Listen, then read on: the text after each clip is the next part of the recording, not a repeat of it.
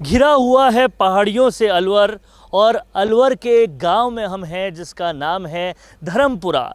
इस गांव के अंदर बेहद खूबसूरत एक नदी भी है और यहाँ पर पहाड़ों के बीच में बसा ये गांव भी है। लेकिन प्रशासन की क्या सुध है, सरकार की क्या सुध है इन गाँवों को बचाने के लिए, इन नदियों को बचाने के लिए, इस प्रकृति को बचाने के लिए।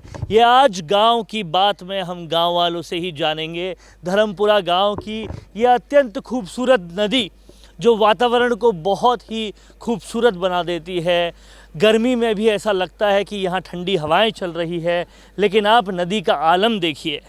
एक बार मैं अपने कैमरामैन से रिक्वेस्ट करूँगा कि यहाँ पे नदी को दिखाया जाए। यहाँ कचरे से पटी पड़ी है नदी, कोई देखने वाला है नहीं। मेरे साथ गांव के बाबोसा हैं, ये बताएंगे। कछुआ हैं, चुगो डाले करीबन 1 कुंटल डेली का, वो सब नूई हराम खाते जाते हैं। अभी यार जेड़ो इस तरह मतलब गवर्नमेंट प्रशासन कोई ध्यान ही ना धरे, नहीं इसको गवर्नमेंट कोई फायदा है, हम क्या फ़ायदा है। तो यहाँ सरकार का कोई भी तंत्र आखिरी बार कब आया था? यहाँ मतलब गई साल भी आया, खाली मतलब भाषण है मेला देदार का नीर मतलब 1 रात रुकर मतलब अपने चले गए अलवर से आए। केवल भाषण देते हैं और कुछ नहीं करते। लेकिन नगर निगम वाले, कोई सफाई करने वाला कभी आया? ना ना, कभी नहीं आया। कोई सफाई करने वाला कभी नहीं आया। हम तुम मतलब पुण्य का बारा में थोड़ा घणो हटा दें, वो हटावे नहीं प्रशासन। आप धर्मपुरा गांव के निवासी हैं, रहना कितना मुश्किल हो जाता है जब कोई सफाई नहीं होती आसपास? हाँ, तो बदबू खड़ी हो जाता है। अब इसमें चुका के ना आटा नमक ये पटके हैं यार, बिस्कुट पकौड़ा, तो यार सफाई ना करे। समझने वाली बात यह है कि हम लोग तो घूमने आते हैं, दूर से प्रकृति को देखते हैं। जब मछलियों से भरा तालाब या नदी देखते हैं तो उसमें चारा गिरा देते हैं, लेकिन जब उसकी सफाई नहीं होती तो ये रहने वाले लोगों को कितनी बदबू आती है। कैसे वहाँ पर रहते हैं? कैसे रहे हम? तो देखो ना कितना घाट खड़ा है, तो सब हमने तो यहाँ पालन कर रखा है मछली, इनको हम किसी को मतलब ले जा भी ना दें। और क्या पकड़ रहे हैं? कोई कछुआ को, मछली को, सबको मतलब पाबंद कर रहा है। ये बहुत बड़ी बात है। इनका कहना है कि इन्होंने ये जितनी भी यहाँ पर मछलियाँ हैं, कछुए हैं, किसी को ले जाने नहीं देते, यहाँ पालन कर रखा है। गुर्जरों का ये गांव है और सब लोग इस तरीके से मछलियों को, कछुओं को संजो के रखते हैं। लेकिन प्रशासन आपकी कोई मदद नहीं करता? प्रशासन कोई मदद ना करे। नहीं, महाराज देवनारायण को मंदिर है यहाँ, भाई सर यहाँ आदमी हम चुका पुका पटके। देवनारायण जी का मंदिर भी है यहाँ पर। दिल्ली थी सुबह रहा चुका यहाँ, यहाँ कोई प्रशासन की कोई सेवा नहीं है। प्रशासन की कोई सेवा नहीं है। मैंने यहाँ देखा, यहाँ पास में ही कोई खंड कार्यालय है, उपखंड कार्यालय प्रशासन का, पास में होने के बावजूद भी कोई नहीं आता ना। अब ये खाएं, ये गाड़ी नर ये रोक रहा, आपका चार्ज करे प्रशासन, और नदी का जमींदार का कोई हुआ ना है।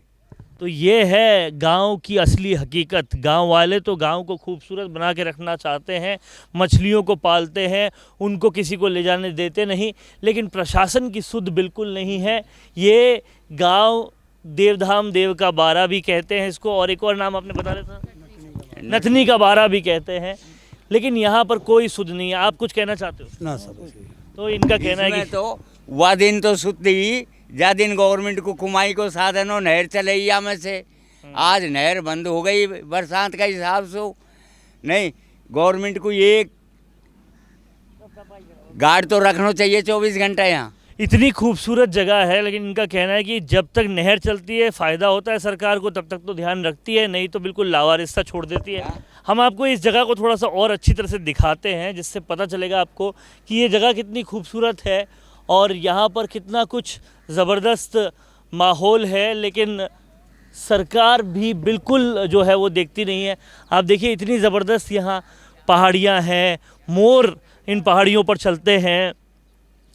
ये पूरा नदी जो आप देख रहे हैं पहाड़ों के बीच में, ये नदी है। बहुत खूबसूरत वातावरण है, लेकिन सरकार प्रशासन का बिल्कुल भी कोई ध्यान नहीं है। जिस कदर ये नदी गंदी होती जा रही है, ये तालाब गंदा होता जा रहा है, और जिस तरह से गांव वालों का कहना है कि जब तक नहर चलती है तब तक तो प्रशासन की कमाई होती है, इसलिए वो यहाँ देखता है, लेकिन जब नहर चलनी बंद हो जाती है तो यहाँ कोई नहीं आता।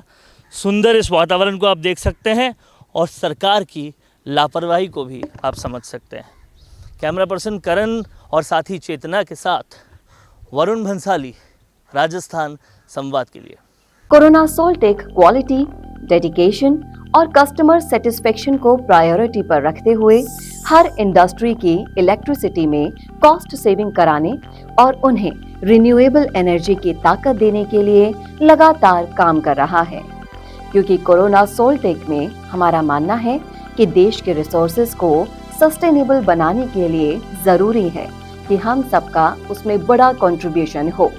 इसीलिए सोलर प्रोजेक्ट्स की टाइमली डिलीवरी करते हुए एक पार्टनर की तरह आपकी इंडस्ट्री को हम अपडेट करते हैं और हमेशा आपकी सर्विस के लिए तत्पर रहते हुए सोलर एनर्जी का पूरा पोटेंशियल आपको मिले, इसी दिशा में काम करते हैं।